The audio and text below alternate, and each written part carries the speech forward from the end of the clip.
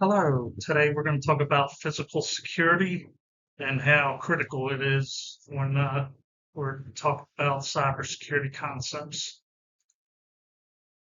So the critical aspect of cybersecurity is, we talk about all the different types of exploitation, infiltration of data, but why go through all that when all I have to do is break in and take the server or take a memory disk, a hard disk, something that's got data on it already, then I could take it and leave and take all the time in the world that I need to be able to break into it. So it's very important to control access to the most vulnerable and important parts of your system, which is your servers, hard drives, any kind of storage mechanisms.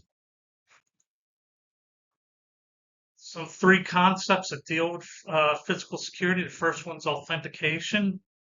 So it's a means to prove that you are who you are to get into a certain place.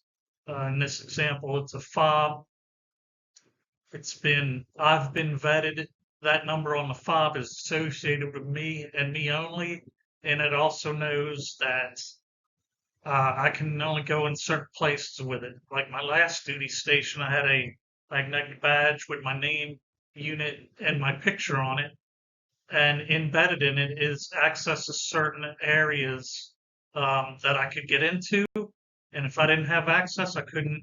I could hit the fob on the door, and the door would not unlock. So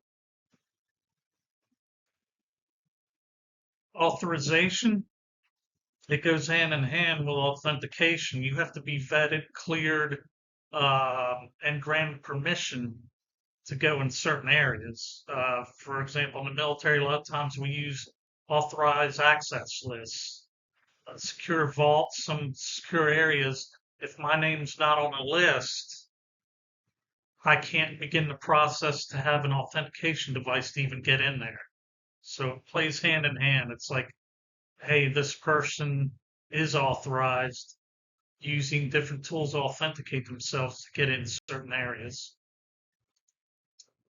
And then lastly, we have accountability.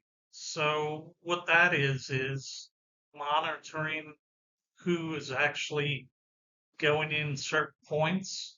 The example I used earlier, where my last duty station, my magnetic card, every time I would access a door, and I had to go through multiple doors just to get to my office, because I was in a command center um, where we dealt with a lot of sensitive information. So it's multi-layer, had to have access, but every scan that is done, it's captured into another database so that our S2 security personnel could go through it to make sure that a lot of times they would have a camera and they would compare somebody scanning in at a certain time with the video feed to make sure nobody's tailgating, piggybacking, get in, that it was just one person, one scan.